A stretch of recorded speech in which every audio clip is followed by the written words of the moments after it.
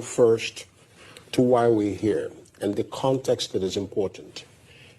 In the last 75 years, we've made the argument about multilateral reform.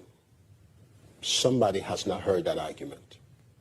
And the question is, why in 75 years you've made the argument and you're trying to make it in the next 30 years? Maybe nobody will hear.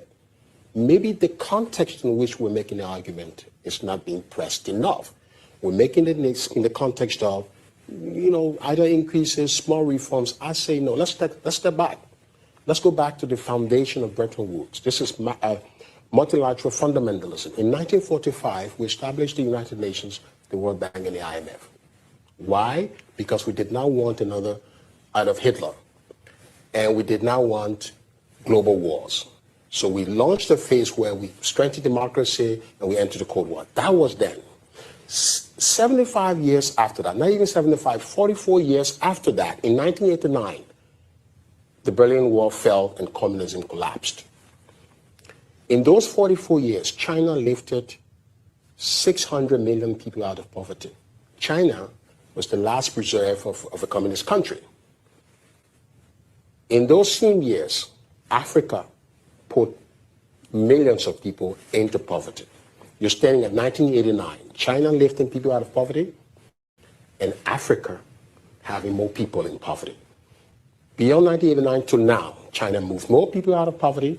South Korea received $2.5 billion, which the World Bank gave to all countries in 1950. That funding enabled South Korea to become an economic miracle. Africa has never been treated as a geostrategic interest for the global multilateral system.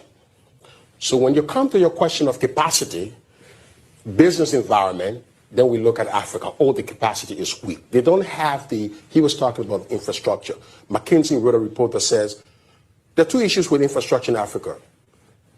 They need more money, but then there is the money where only 10% of the funding reaches financial close.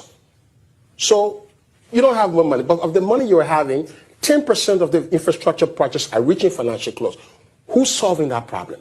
That's why we set up the International Finance Corporation and the World Bank to deal with those big challenges. Do you know that the World Bank before 1960 was involved only with large infrastructure projects? It shifted to social sector since then. Was that change necessary? Or do we go back to the old World Bank?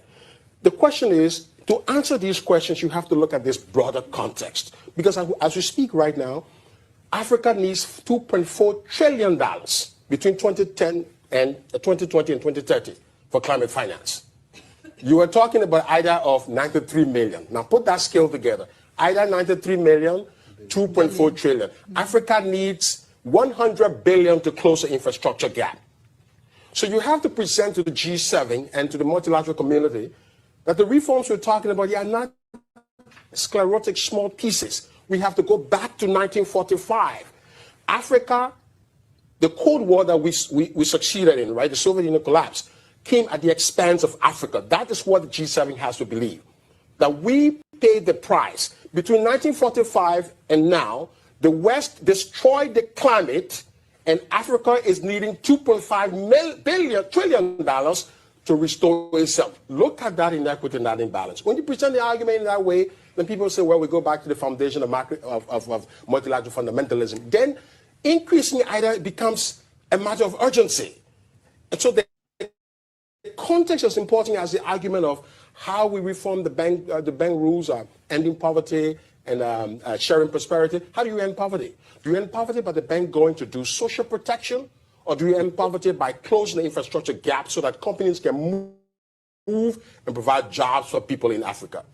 It's a strategy. Which strategy are you pursuing? That has to be at the bottom line of rethinking the whole system. Other than that, we have tactical gains as we've had.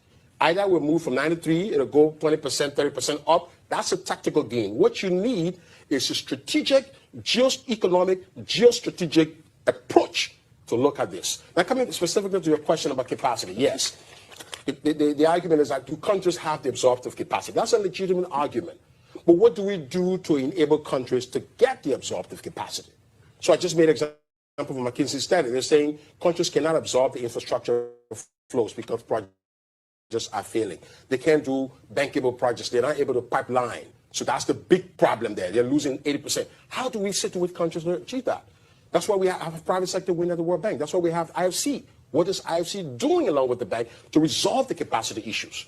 All right? So countries will continue to struggle. The excuse will be, well, they don't have the absorptive capacity.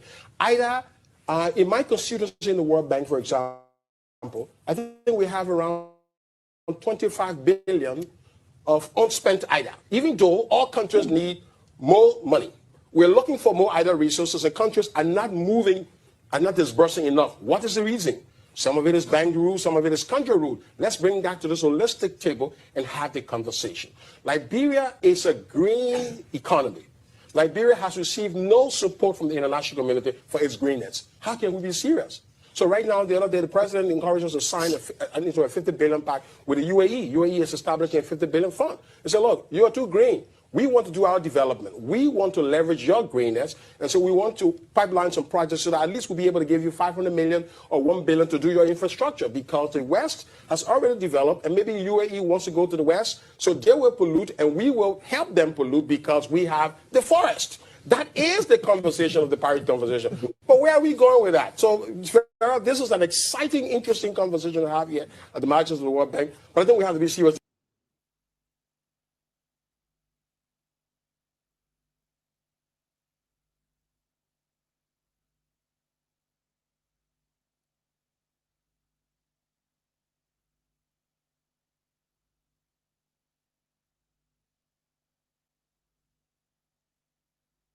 Begin. What's up? This 88.5 Kings FM. No problem. Broadcasting live from Monrovia, Liberia. As always, B-Dub Music, LIB Crew. DJ Open on the turntable. Energy. Uja. Hassan. 88.5 Begin. Turn your radio on. Turn it up. Turn your radio up. Up.